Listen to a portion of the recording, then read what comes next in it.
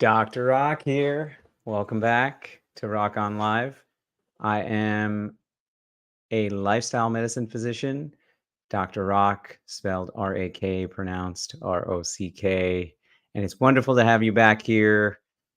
I am today going to talk about movement. I like to call it movement and not exercise, and I'll get into that in a moment. Uh, but first, I want to share kind of my personal journey to moving more. So I was someone who never really enjoyed uh, exercise or movement when I was a kid. I mean, it's not that I wasn't active. I was to various degrees. I rode my bike, played with my friends, that kind of thing. Wasn't very coordinated, so I wasn't the star athlete by any means. In fact, after trying out many different sports as a kid, I settled on math team and scholastic bowl. So, I was the kid in fourth grade. I would have I would tell my mom I was sick on the day that we had to run the mile. We had to do the mile run. So, and I went like that for many years. I didn't really move my body intentionally. Um, really most of my teenage years through college, there was a brief period when I was in medical school and I made some friends who would lift weights. So I started going with them. And after about a year of doing that, I pulled something in my rotator cuff because I wasn't doing it properly. And eventually that stopped because it hurt and I didn't know what I was doing. And yeah, then flash forward to my late 30s. I was about a year into eating a plant-based diet, whole food plant-based diet for most of my diet. I had lost 50 pounds in about a year just from changing my diet. And I felt like I had so much energy. And there was this voice in the back of my head that was like, you should exercise. You should exercise. Exercise is good for you. And thought about how I had changed my diet. And it wasn't by, saying to myself, you should eat this way. Actually, I was very intentional about finding ways to eat a plant based diet that were enjoyable, that felt good, that were delicious, that felt indulgent almost. And I asked myself, how might I do this with exercise too? I had been going is not the right term. I had been a member of a large big box gym for several years. I would get like a 2 or 3 year membership from Costco. I won't say the name of the gym, but I would go there usually around the week of my birthday and around the week of New Year's or shortly after. And sometimes I would maintain that for a few weeks, sometimes even a couple months. And and then inevitably I would stop. And I would sort of like come up with excuses as to why I couldn't do it anymore because I didn't really enjoy it, right? I was standing in line for a treadmill or maybe using the elliptical, which was a little bit more fun, but at the end of the day it didn't really feel like something I wanted to do on a regular basis. Then I found this small gym near my house. So when I went back to the drawing board, I said, how do other people do this? And I found this small gym near my house where actually the focus was strength training. And, like I said, I had done a little bit of strength training in medical school. And what I realized very quickly was that, one of the biggest components of doing this on a regular basis was having a group and a community. So I very quickly made friends there and having some guidance, having somebody who was sort of telling me what to do and how to do it safely. And then as I started going there regularly, I just really loved it. I really loved that whole experience of showing up. And I don't know, it was some point, yeah, like maybe a year into that, that I saw Dr. Michelle Seeger speak. And Dr. Seeger is a exercise. She studies exercise and motivation and why we start and stop and sustain healthy behaviors at the University of Michigan. She was recently on my podcast. Great conversation. Highly recommend you check it out. And the way she framed it, which I had never thought of this before, right? The way she framed it was why do the people who exercise consistently do this on a regular basis? Why are there people who, you know, go out every day? Because exercise is one of the most powerful things we can do to affect our health. I don't think there's many other things, that that are available to us that can reduce our risk of dying of all causes, improve our immunity, improve our mood, reduce our risk of pretty much all chronic diseases, reduce our risk of diabetes and most types of cancer and heart disease, our number one killer, heart disease. And I think in the medical world we know this, and many people know this. You ask anyone, should you exercise? Oh yeah, exercise is really good for me. And there's a problem with that. And the problem is when you frame exercise as something that's good for you, which it is, it feels like a chore. And this is what I learned from Dr. Seeger, that when you frame movement exercise as a chore, guess what? We have a lot of chores to do. I have a big pile of laundry upstairs that I need to fold. I have a sink of dishes I need to wash. Now I have to exercise too. So really, the people who exercise consistently, and this is what I was already discovering, they don't do it because they should do it. They do it because they love it, because it feels good, because it gives them energy, vitality, because they get so much out of it. And that's not a chore, it's a gift. And so really moving from exercise is a chore to movement is a gift. Exercise is a chore to movement is a gift, right? So this is why I think so many people struggle and start and stop and start and stop, because they've started their fitness routine or their exercise routine, or the movement, with the idea that I should be doing this. I should be doing this. And then let's get into it. There are other things too, right? Like when somebody starts, what I now tell people, and what I've learned for myself, is that there is an ideal exercise routine. People ask, what should I be doing? Okay, there are guidelines for this. We know from years of research and studies, for example, like the optimal amount of exercise. And and and I'm not going to go into all those right now, but there's an optimal amount of aerobic exercise, like cardiovascular exercise. There's an optimal amount of resistance training and strength training, as well as balance and flexibility. And that's great. That's great. If you are someone who is already exercising on a regular basis, then there's an opportunity perhaps to optimize that. But for most people who aren't exercising, I love the James Clear, author of Atomic Habits, has this kind of mantra, which is you have to standardize before you optimize. You have to standardize before you optimize. So how do you make movement a standard in your life?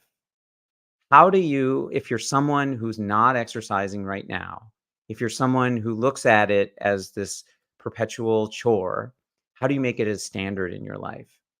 And that is one, start framing it as something that you get to do and something that gives you energy and vitality. Dr. Seeger has this prescription, actually. I don't like, he's used the word prescription because we use it in medicine, but it almost makes it sound like a medicine. And we do have this movement, exercise is medicine, but that almost like makes it reinforces the idea it's a chore, but she starts off by saying, "Okay, check off all the boxes of what you want to get out of movement. Do you want to get more energy? Do you want a better sleep? Do you want to connect with people? Do you, and none of these are, I want to lower my blood pressure, I want to lose weight. They're all really based on feeling good. They're all really based on feeling good. So the primary goal when you're starting, especially, is to feel good. How do you feel good? Okay. Well, you start small and easy. Okay. This is the idea of like, you know, I I could be doing an hour walk. Let's say I want to start walking. Walking is a great form of movement. And I talk with patients and clients all the time, and I say, where do you want to start? And you may start with um, saying, I want to do, walking every day. I want to walk every morning for an hour. And I had a patient recently. She didn't regularly. She's a patient of mine. She doesn't regularly exercise, and wanted to start. And she set a goal of doing 30 minutes a day. And after about a week, she was doing it every day. She said, "I'm just exhausted."